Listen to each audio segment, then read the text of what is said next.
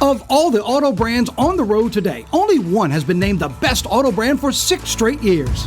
That brand is Mazda. Come shop and save on the award-winning lineup of new Mazdas right now at Baton Rouge's Mazda dealer, Team Mazda on Airline. Hi, business owners. Phase 3. Woohoo! But do your customers know you're back? Well, that's where the Clarence Bug Show and Pelican Broadcasting can help. Right now, we've got great rates on advertising packages to help you get the word out.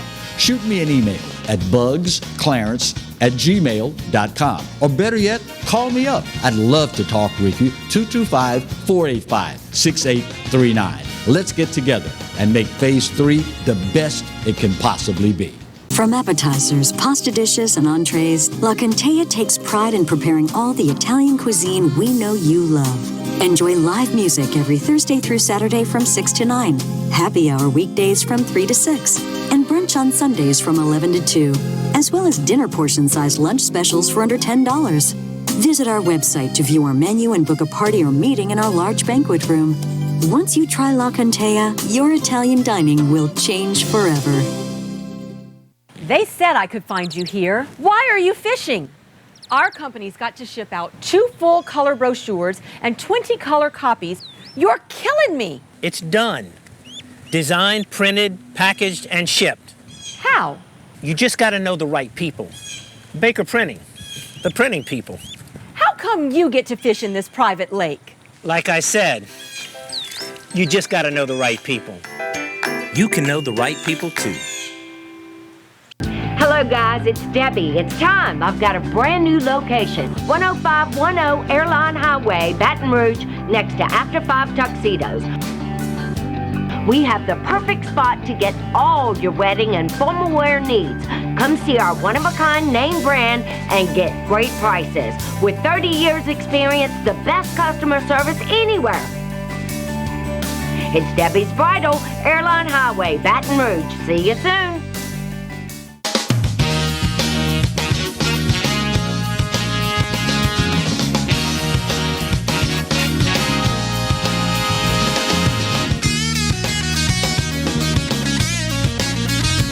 Hello and welcome to today's edition of the Clarence Bug Show. Here is hoping that all is well with you and yours in this COVID-19 environment that we all are dealing with since the last time we had the opportunity to spend some time with you, roughly 24 hours or so ago. We start today's show with something that I have been so very looking forward to. It's amazing. You know, I laugh oftentimes with you guys and girls that there are certain things that I just get giddy over. And I know there's some of y'all out there saying, Clarence, men are not supposed to be giddy, and a black man especially is not supposed to be giddy. But I've been giddy in anticipation of this show because we start today talking with a guy that is an author. He is a student of history. He is a 2-time Olympian, a former LSU and SEC track standout, and like yours truly, y'all thought I was the only one, he is a black man that is a conservative. Speaking of none other than Claston Benard. Claston, good morning, my friend. How are you? CB, I tell you what, we have the same initial. That is true. Yes. That is true. Hey, man, I appreciate you having me on as usual. It's been a minute. Too long. Too long. Too long, yeah. You know, but, hey. I know there are people listening right now, watching right now, and they're saying, that accent is not Creole. That accent is not Cajun. What is this all about? For those that don't know, who is Claston Benard? Well, I would say you mentioned the accent. Now there's a Cajun Jamaican version. So it's a Cajun Jamaican. Right. That's what you're hearing. A Jamaican. Yes. So Who is Claston Benard? Well, I'm a guy who, I came here over 20-something years ago and fell in love with the structure of this country, the law and order. This country just has such an appeal. The people here, I fell in love with the state more than anything else.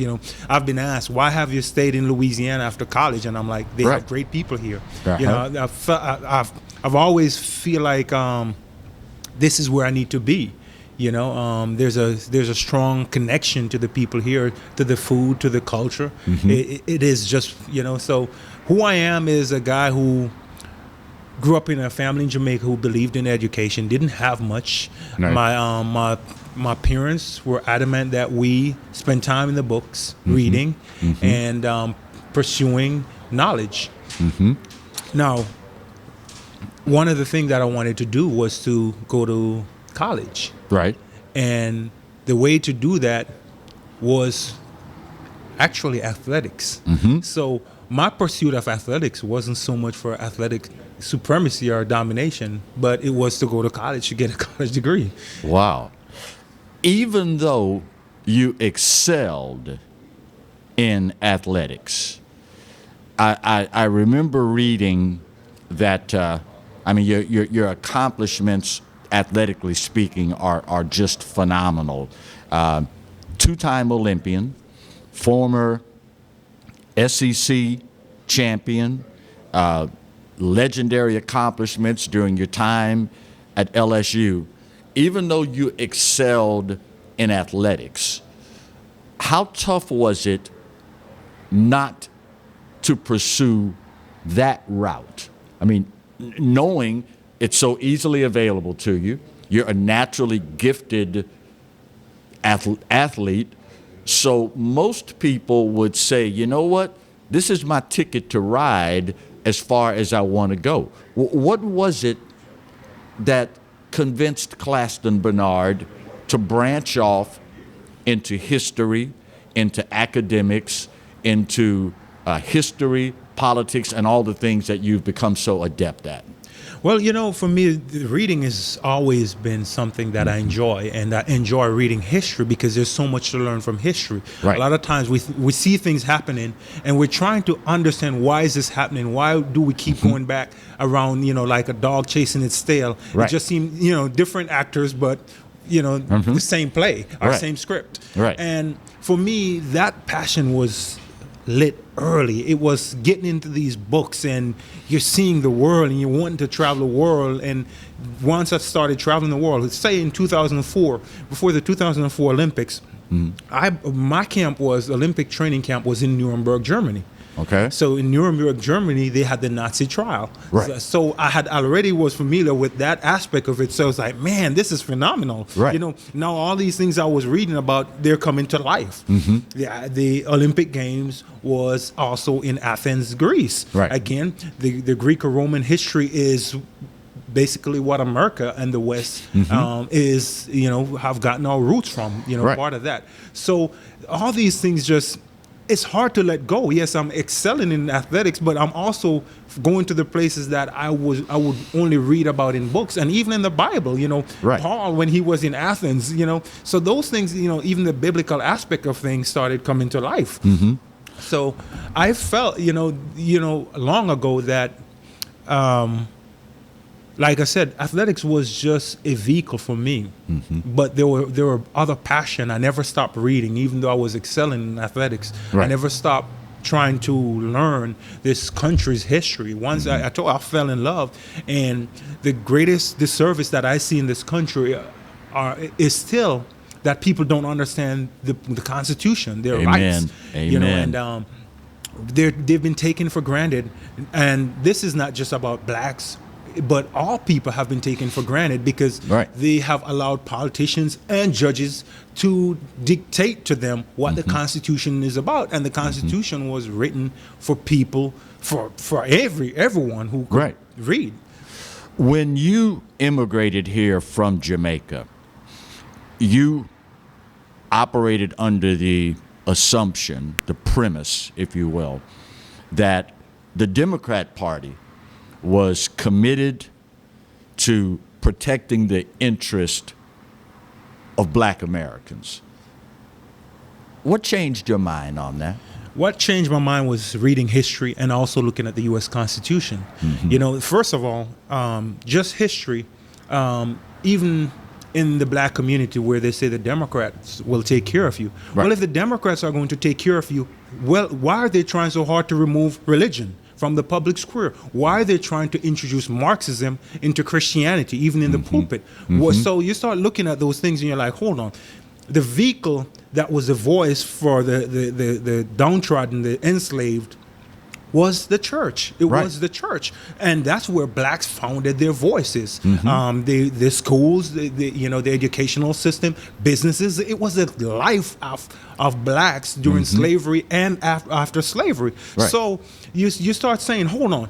The Democrats are for black people. Then why would you want to remove the very vehicle that Frederick Douglass and MLK was able to use to attack the ugly evils of this country? Frederick Douglass he didn't mince words in dealing with the hypocrisy of slavery and what they were doing. MLK also, those two guys showed me, look, man, this is key. Yes, we have the Constitution, but the church plays a major role. And if the Democratic Party, they want to get rid of that, then how can you say you're a friend of the black man? How can you say you're the friend of the black people? Even the voice, even the songs that they sing was a part of the worship. The culture that we have came out of that. And people are not making the connection. They want to do away with the church. They want to silence your voice. It might seem like right now they just want to silence conservative. Right.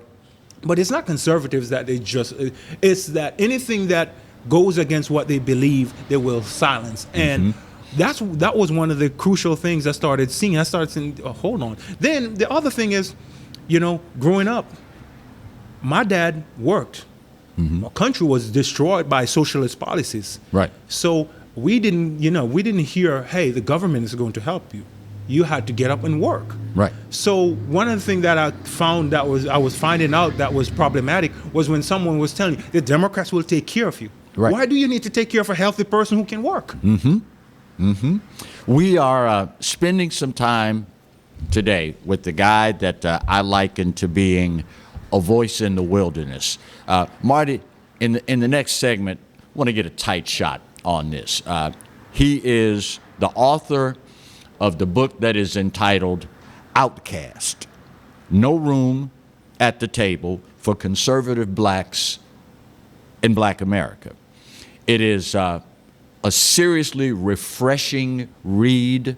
And as a matter of fact, I saw, for those of you all like yours truly that are avid readers, I saw it listed on Goodreads. It is the website that is devoted to great literary works, easy to read books, and impactful books. And we're going to be sure to tell folks before we leave air today how they can get their copy and what they can expect out of it. I want you to think about something as we head to commercial break. When I had, as an individual, what I call the veil lifted from my eyes, and I was able to see with clarity what liberal policies, liberalism, and Democrats have done to Black Americans, my first reaction was anger, because I felt betrayed. It was 180 degrees opposite from what I've been told all this time. I felt that anger. I felt embarrassment at having been hoodwinked by people all this time. But after I got past the embarrassment and the anger, I found a peace with myself like I've never had before, because I came to the realization that now I'm able to think for myself. And as a result of that, I'm able now to be a more responsible American and a more responsible Black man. In this commercial break, when we come back, I'd like to know what that moment or that period in time was like for you when that veil was lifted from your eyes and you were then able to see things as they truly are for a black man in this country. Let me get this first break of today's show out of the way. This guy, if you are a person of color, if you are an American, his story is what America's all about. And as is always the case here, I never tell you what you want to hear. I tell you what you need to hear. And this guy tells it like few others can. First break of the hour, we'll come back with more. And our friend, Claston Benard, author, historian, and a guy that's going to have to fight me if he does not run for political office sometime in the near future. That's coming up next on the Clarence Bugg Show, here on the Pelican. Stay close.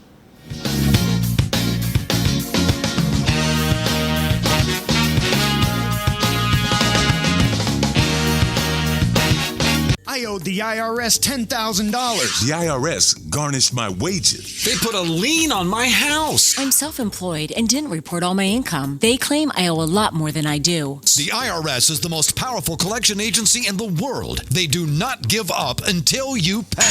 I couldn't sleep. We were being audited. I called Tax Solutions Now, and a great big weight was lifted off my shoulders. I called Tax Solutions Now, and they got the IRS off my back. Tax Solutions Now had my wage garnishment lifted in 48 hours. Tax Solutions Now can get you help. Our agents know the rules, can stop the pain, and get you the best deal. Tax Solutions Now saved my business. I qualified for the Fresh Start program. I paid less than I owed. We connect you with a team of former IRS agents and tax professionals who get the IRS off your back. Time is running out. Call Tax Solutions now. Call 800-778-4345. 800-778-4345. Live and play on the fairway at Greystone Golfing Country Club, a serene, challenging golf destination located in Denham Springs. For tee times and membership opportunities, go to GreystoneCountryClub.com. Hi, I'm Hurricane Betsy Barnes. And I'm Dr. Kay Siller with The Rocket Right Show. We are two busy blondes on the go showing off life in Louisiana. Watch us on Pelican Sports Network. And Talk 107.3 FM. Check local listings for times. Team Honda wants to thank you for once again making us Louisiana's #1 new car dealer by offering you never-before-seen savings. For the first time ever, get 0% financing up to 60 months on some of your favorite Honda models. Get thousands in savings right now at Team Honda on Segan Lane. Bolello's Furniture and Appliances, your dependable independent. Depend on us for service, for selection, for price. Get huge Whirlpool savings. Shop now and save on Whirlpool appliances throughout the store. Plus, experience our price match guarantee and ask about special financing. You can depend on the know-how of people who live appliances every day. Bolello's Furniture and Appliances, your dependable independent with nationwide buying power. Hi, I'm Bobby Yarborough with Manda Fine Meats. Here at Manda, we know what the folks of South Louisiana love. They love great flavored smoked sausage, delicious deli meats, and specialty items like boudin and andouille sausage. Manda Fine Meats has been providing these products since 1947. We produce them right here in Baton Rouge, so you know you're always getting the freshest product at your local grocery store. Manda Fine Meats. Taste the fresh local flavor in everything we make. Make it Manda every time.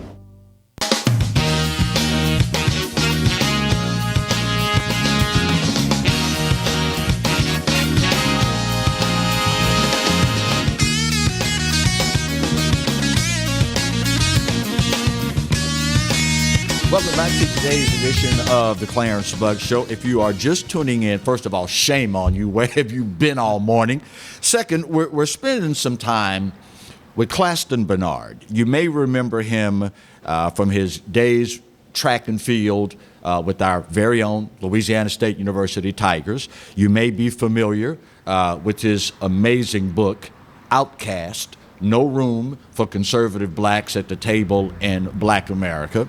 You may remember him as a two-time Olympian, decathlon in particular, an immigrant from Jamaica, and the guy that has a greater appreciation for the rights and freedoms and liberties and the Constitution of this country than most people that I know that were born here and have lived the freedoms and the liberties. Before we went to the last break, Claston, I wanted you to consider this question. What was it like for you? That moment, that period in time where that veil was lifted from your eyes? It's kind of similar to yours. Anger, betrayal, disgust in a lot of ways. But then, like you said, when the dust starts settling, you start saying, hold on, man, I've really been duped. And then you reach out to someone and says, hey, did you know this? Did you know that? And they look at you and say, man, you don't know what you're talking about. Right. Right. Who you've been listening to, who you've been talking to. No, I've been reading. I never stopped reading, never stopped educating myself. And that turned to outcast in a way, because, I realized each time I would approach someone who was black and said, hey, man, do you know this? Do you see this? They're like, you're speaking some white supremacist stuff and all of that kind of stuff. But not only did it turn to me saying, you know what? Since this is happening, I'm going to put it in a book. But also the other things that I started finding out, because some of the stuff that I do brings me in contact with people in public housing on a regular basis, daily basis. Right. And I remember going to a public housing unit, and while I was at the public housing unit, the lady came out to me, very nice lady, beautiful older lady. Right. And she was telling me, I've been here 50-something years at this public housing unit. My kids, my daughter, my son, and my grandkids all live here. And she was beaming with pride, and I was like, this is not yours.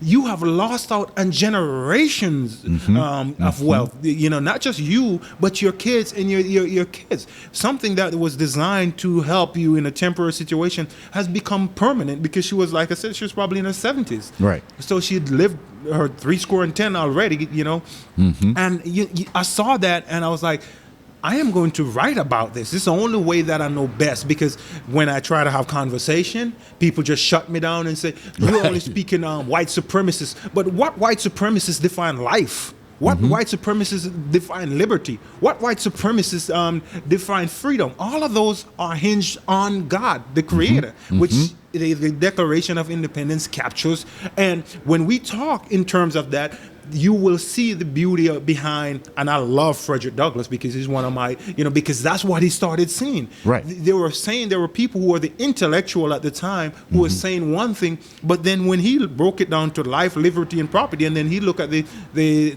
Declaration of Independence and the Constitution, and he says, it doesn't put any man above any. Right. There's no any qualifying to become and when you start looking at it from that perspective, then you realize you have to look at history for what it is. The evils of slavery existed long before America came into being. So how do you then say America is the king of slavery and white supremacy or something like that? So that existed, but what came about because of America is that people started understanding their natural God-given rights. And because of, at that time, the British Empire and the American system started attacking slavery to the point, by the time we got to 1861, we had a civil war to end this ugly stain in American history. Right. So it was figuring out, then using that disappointment that I saw when I started reaching out to people and saying, hey man, this is what I'm finding out just reading history. Right. I'm going to just put it in a book, and if you want to read it, you can read it. It's there. It's very factual. It's it's what it is. Right. I have been for all of my professional life, this will be my 41st year in broadcasting. I have been in conservative news and talk for the last 25 years. So I'm an old coot at this. I've been doing this for God knows how long. But it's always impressive to me knowing the path that you are walking, the knowledge that you're putting out, the philosophy, the ideology that you are espousing is not popular in the community of people that look like you and I do. I've been doing it so long that it's not that big a deal for me. But for a young man like yourself to step out on that limb, knowing it's not popular in our community, knowing you are going to be only that one little dot in this sea of people that don't think this way. To me, that takes an extraordinary individual to be willing to do that. Where did that come from in Claston, Benard, to have enough faith and belief in himself, what he's read, what his mind is telling him, knowing how unpopular this is going to be with the people that you talk with, you live with, you work with? Where did that inner strength for you come from? God. You know, when I listen to Black Americans, when I see even the constant cry is for equality and justice, equality and justice. Well, 2020 years ago, someone came down and they paid the price. Now, history is there to show us that he existed, he walked, and his sacrifice was paid for someone like me. The only truth that we can advocate is the truth that came down on that hill on that day in Calvary, that paid the price. So when we advocate for truth, I stand because of what he did. And I'm not in fear of what anybody's saying, because if it's justice you want, you look to the cross, not Karl Marx. Right. If it's freedom you want, you look to the cross. I'm going to use that one. If it's justice you want, look to the cross, not to Marx. I'm going to use that one, brother. I'm going to use that one. If it's freedom you want, you look to the cross. You know, if it's victory you want, you look to the cross. If it is strength you want, you look to the cross. Wow. If it's salvation you want, you look to the cross. Now, my question to people in the Black community who believes, you know, especially people who believe in the gospel, right? Where does salvation lies? Does it lie with Karl Marx, or is it with the cross? Wow. You know, we can't continue to advocate the social justice garbage. You know, when justice was already, the price for justice was already paid for us. You know, we can't continue to cry for equality when Christ has shown us the way to be equal. And it says in the book of Acts, we are created one blood. One blood. The difference between us and anybody else is our melanin, the amount of melanin within our body. And our skin color, yeah. So Acts 17:26 says it. We are all one blood. We're created for his purpose. You slaughter a lot of sacred cows in your book, Outcast. And you take on a lot of things, revealing a lot of truths that Americans and particularly people of color need to be aware of. Let's start with the public school system and the left-leaning. How are they crippling us? Well, once you turn control over education over to the government, especially that's hijacked by the left, then you're putting your kids at the mercy of indoctrination. Now they become intellectual slaves. They go about just regurgitating useless facts.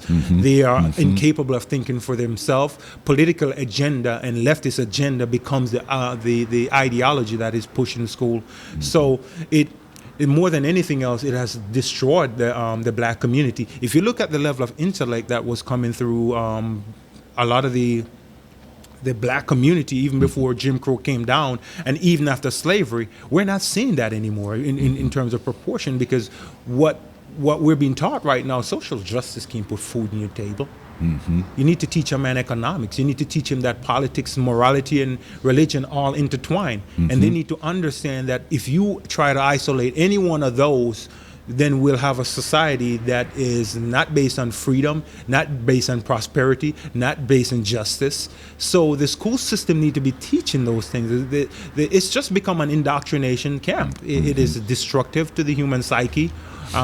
Even right now, look at what's going on with the whole COVID situations. Right. Most children, even in this state, I think it's let's say about maybe 33,000 children has been affected by the COVID virus.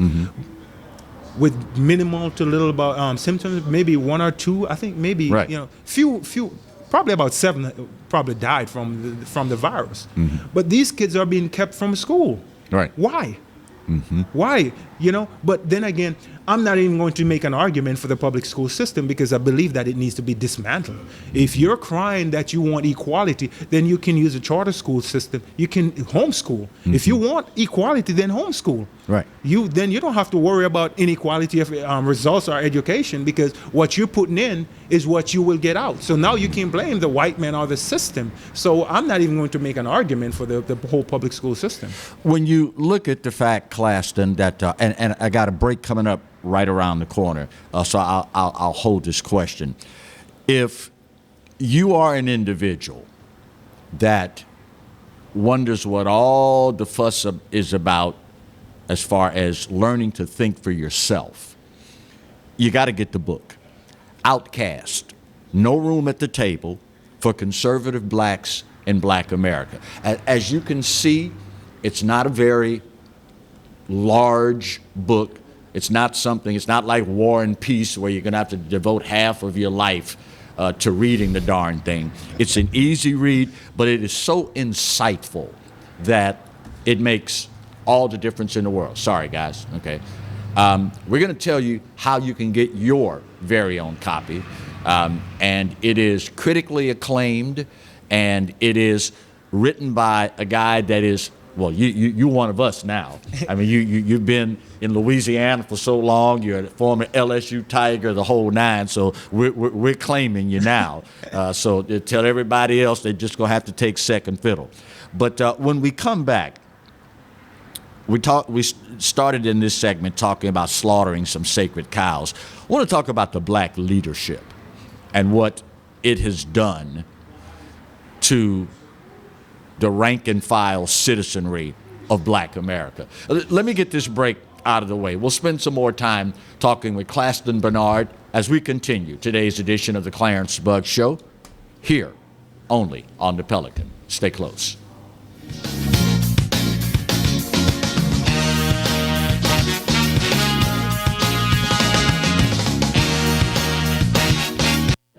Got termites?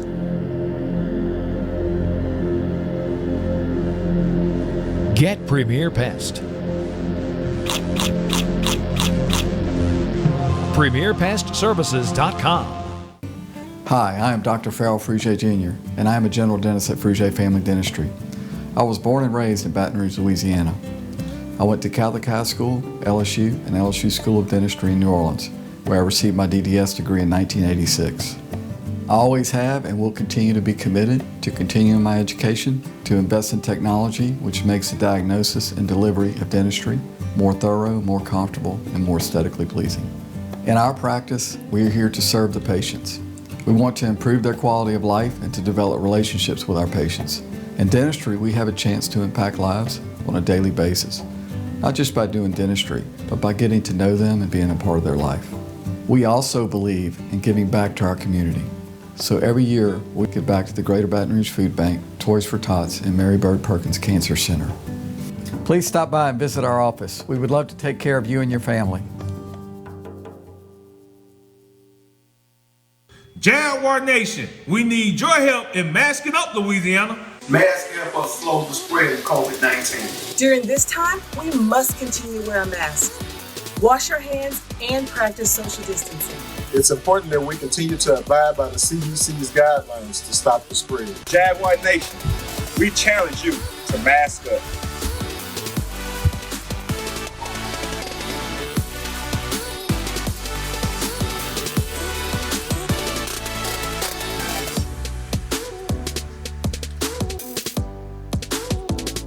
Go Jags!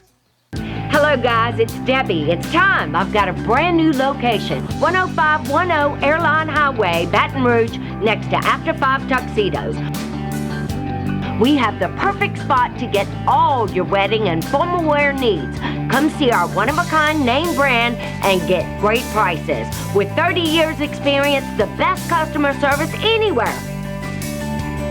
It's Debbie's Bridal, Airline Highway, Baton Rouge. See you soon. Of all the auto brands on the road today, only one has been named the best auto brand for 6 straight years. That brand is Mazda. Come shop and save on the award-winning lineup of new Mazdas right now at Baton Rouge's Mazda dealer, Team Mazda on Airline. Caught spiders?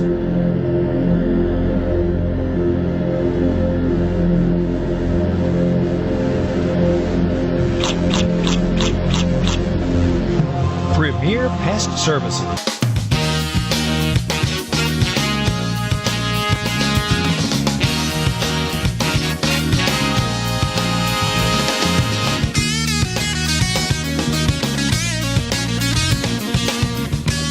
Welcome back to today's edition of the Clarence Bugg Show. We have spent today talking with an author, a student of history, a two-time Olympian, former LSU track standout, SEC champion, world-class decathlon, and black conservative. See, y'all thought I was the only one. Y'all thought there was nobody other that thinks this way, that looks like this, than Clarence. Well, you'd be wrong. He is a proud American, an immigrant of over 2 decades now from Jamaica, and a guy that is troubled, as I am, with the direction that our country is going in, and particularly how African Americans have been left out of the promise of America after giving our most precious constitutional right, our vote, to one single party for the better part of 60 years now. What do we have to show for it? His book, Outcast, No Room at the Table for Conservative Blacks in Black America, is a phenomenal read. And it's something that, if you, like I am, are a person of color, and any American for that matter, and you wonder how and why it is that after all these years of taking part in the process over and over and over again, we don't have any more to show for our existence in America at this point in this country's history, and you want to understand why and what to do about it, it's a great read and something that you owe to your kids. We mentioned earlier some of the sacred cows that you slaughter in your book. You also talk about the black leadership and what, in your words, how miserably have they failed African Americans in this country? Well, some people you don't want in power. The people who understand power the best tend to be reluctant to actually get a hold of it, right? Because they know what comes with that. The black leadership, most of the black leadership, have hitched the black community wagon to the liberal movement, not to the U.S. Constitution, not to the Declaration of Independence, not to the capitalistic system that have done so well for black Americans. So the leadership has been leading us astray. You can go back to as far as 1860, since 1865. How much has wealth really increased for black Americans since then? Now, you can talk about, at first, people like to say the Republican Party had the black votes, and they did. But in the 1920s, that started changing. And in fact, since 1933, 36, somewhere around that, the majority of blacks have been voting Democrats. So it's been longer than 60 years. And we can go in the weeds of that. But the leadership continue to push the same message in a lot of ways. You know what I like to say? I like to focus on the entrepreneurship that they're not talking about, that exists, that I see even in the area that I live, where I see black men, they're happy to work with their hands, but they're looked down upon. No one is encouraging that, hey, this is the way you get a start. You might start cutting someone's grass, you might have planned to do something else, but that's going to bring you the income, the green that you need to do something. That's the green. The green that black need is not the new Green Deal. They need opportunities. They need opportunities that's going to bring the real green, the Benjamin. That's what they need. So when you look at it, the leadership is telling them that we are supposed to get equality of outcome. Then if that's the case, then why do we have basketball players and football players? Why do we, if equality of outcome, if that's the case, then there shouldn't be 70% of the players in the NBA shouldn't be black. 70% of the players in the NFL shouldn't be black. And people are like, what are you saying? They'd look at you and say, you're crazy. If you believe that these guys are there because they're awesome, because they're good, because they're phenomenal. I might not agree with their politics, but man, when they get out there to perform, that's who I want to pay my money to see. You want the best person for the job. Yes. So the thing about it is our leadership continue to tell them equality of outcome, equality of this, social justice garbage, because it sells, because the leadership in this country is benefiting from the Marxist movement, the liberal movement. They're in the pockets, and even the churches have sold out to this mentality. And the reality is, the way to earn and change your zip code, or the way you live in this country, is to work hard, is to use your talent, is to make sure when you get out there, people see that you are good at what you do. But as long as they continue to keep you thinking you're a victim, you never learn to think that way, do you? No, you can't. You're either a victim or a victor. Which is it? You know? And the thing about it is, define, even when you talk about, they say privilege. Privilege, was I privileged growing up in Jamaica? Most people would say no, but some people would look at me and say, you must have been privileged because of the things you've accomplished. Now, I had a mom and a dad who they were committed into making sure that we pursue our education. They were strict about it, but there's no privilege. There's accomplishment. My accomplishment is why I'm here with you. Right. My achievement is why I'm here. The people who are wealthy in this country, it is because of their achievement, their accomplishment. Is when they were sitting there alone, dejected, getting their hands slapped away, and people are saying, you'll never make it, you can never do it. Right. So all of a sudden, you do get that breakthrough, and then someone is saying, oh, because of your skin color, you're privileged. Not because what you had to do to get where you are. It's called achievement, and we celebrate it all the time, even in Black American. Those are the things we need to tell people about. We need to be showing them this stuff, because, like it or not, we can't stop the bigots from hating us. Right. No one, you know, and I'm not living my life worrying about what the bigot think about me. The bigot's going to see that guy that you think is inferior. Well, guess what? He went to 2 Olympic Games. He's written 3 books. You know, he has a wife and a family. His job is to make sure he takes care of them. Right. Not to cater to you and not to feel inferior around you, because God said, I am equal. All men are, and the Declaration of Independence says that. So how is it that conservatism became such an ugly word in the Black community? Because the school system has been hijacked by Marxists.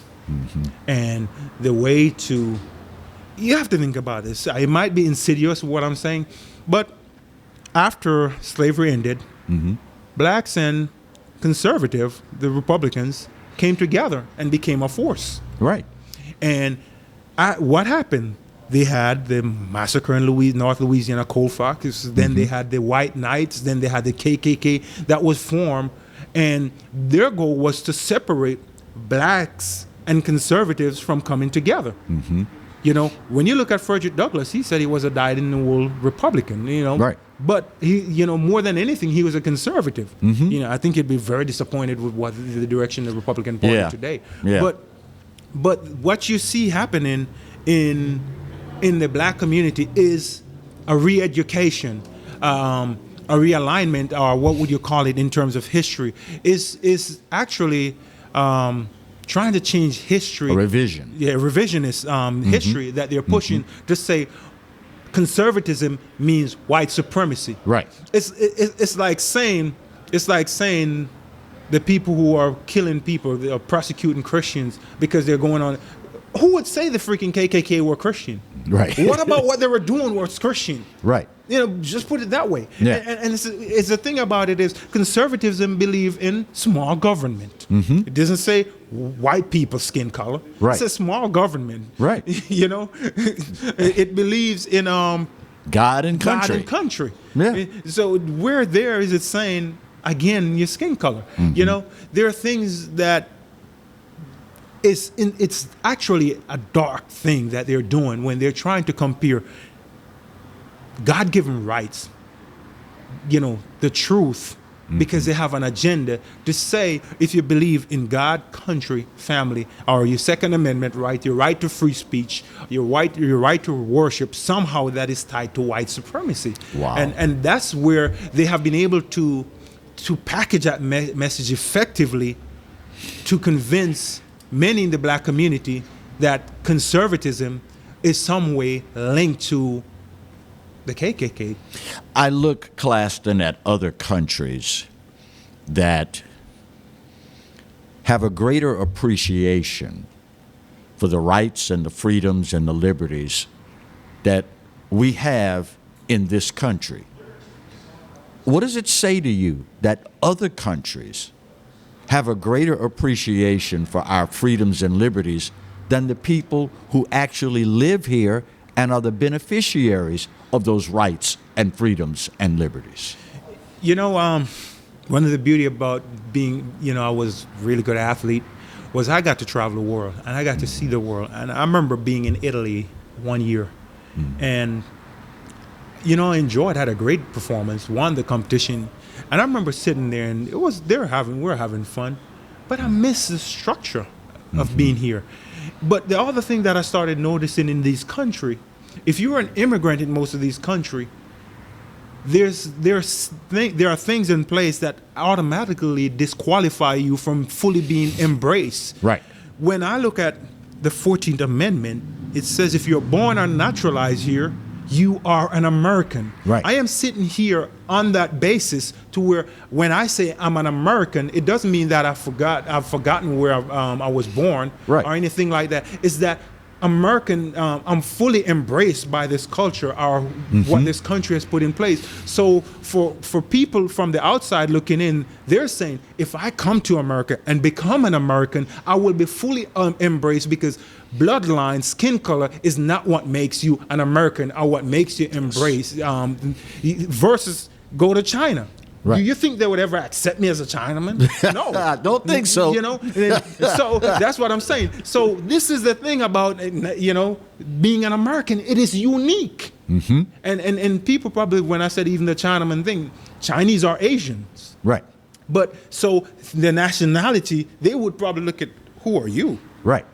But I can fully say this to a white man in this country. I am an American, and I am recognized as much in the 14th Amendment. It gives me that recognition. It didn't say I need to be connected to this race of people. Right. It just says if you're born or naturalized, that's who you are. And that's what other people from other countries see and understand about this great country that we call America. And unfortunately, we have allowed the media to gin us up to the point where we no longer look at ourselves as Americans. We look at ourselves as hyphenated Americans. We're black Americans, we're white Americans, we're conservative Americans, we're liberal Americans. How about we all just be Americans? Let me get this final break of today's show out of the way. Man, time flies when you're having fun. This hour is gone.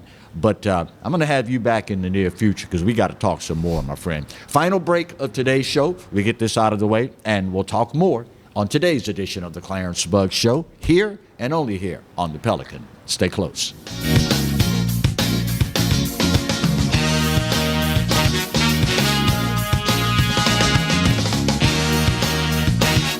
Hi, I'm Bobby Yarborough with Manda Fine Meats. Here at Manda, we know what the folks of South Louisiana love. They love great flavored smoked sausage, delicious deli meats, and specialty items like boudin and andouille sausage. Manda Fine Meats has been providing these products since 1947. We produce them right here in Baton Rouge, so you know you're always getting the freshest product at your local grocery store. Manda Fine Meats. Taste the fresh local flavor in everything we make. Make it Manda every time.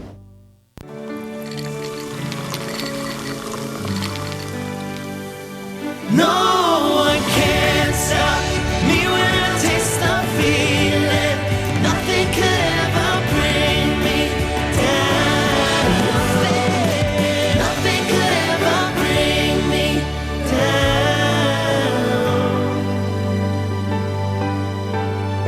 down. Taste the feeling. Sometimes life is wonderful, and sometimes it's not. Cherish the good, but always be prepared for life's challenges. At Private Healthcare, we provide the peace of mind you deserve. With Private Healthcare, you'll get the coverage you want and healthcare you need. If your employer doesn't supply healthcare coverage and you don't qualify for Medicare or Medicaid, you need to give us a call right now. Private Healthcare is private health insurance for ages 65 and under with medical, dental, vision, and even prescription coverage. When life comes at you unexpectedly, you need to be ready, and health insurance is your financial safety net. Health insurance has never been so easy and affordable. If you're looking for health coverage at the best price and your annual household income is $35,000 or more, call the number on the screen now and speak with a live healthcare consultant.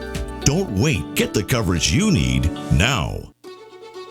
Live and play on the fairway at Greystone Golf and Country Club, a serene, challenging golf destination located in Denham Springs. For tee times and membership opportunities, go to GreystonecountryClub.com.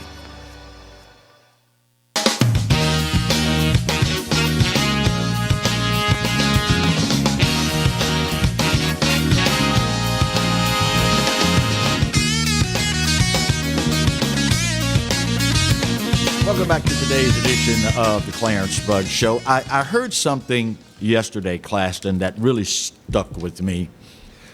A gentleman said, you've got to love fighting as much as you love winning. Because as long as you fight, you've always got a chance to win. Mm-hmm. I know that there are lots of conservatives out there that are feeling tired these days. They're tired of fighting the liberal agenda. They're tired of fighting the courts with unequal treatment. They're tired of fighting the media that is obviously overwhelmingly biased to the left. What do you say to that conservative that is tired of fighting?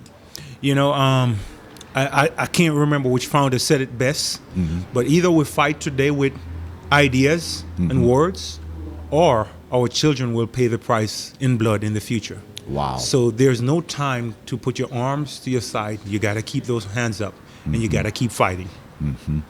When you look at the road you have chosen to go down, understanding all the hesitancy, all the reluctance of other people, all the pushback from other people, if you could start over, would you do it the same way again?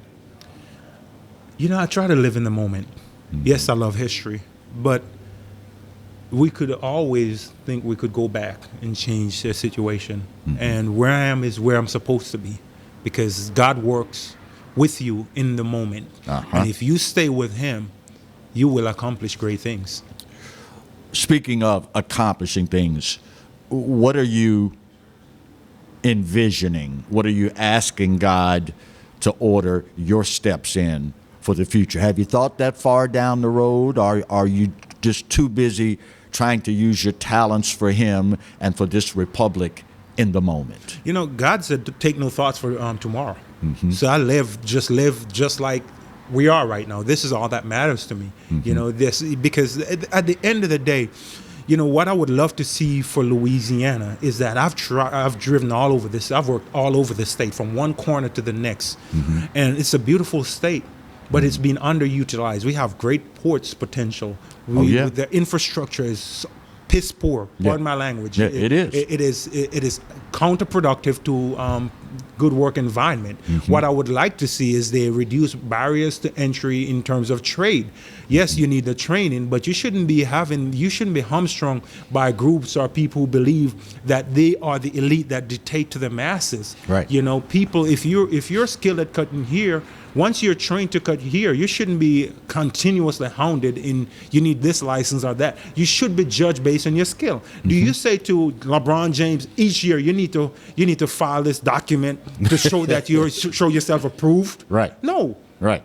What he does, he goes out there and he works. It's within his best interest to stay in the weight room, to keep, staying flexible, to keep shooting balls.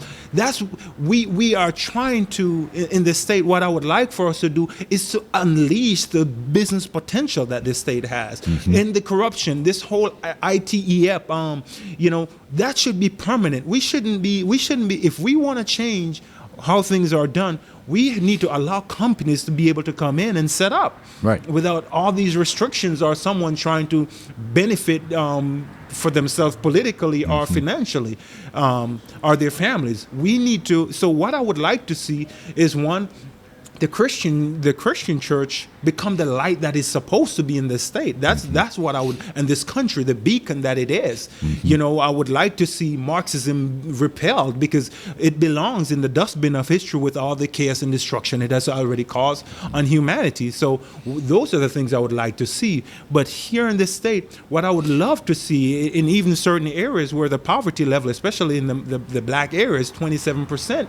Wow. That's above the national average, that people are able to own properties, take pride in their property, less government involvement in people's life on intrusion. Case in point, you had a little kid in somewhere in Louisiana, back down my end somewhere, where this kid, he was being homeschooled, and he had a BB gun in the background. Right.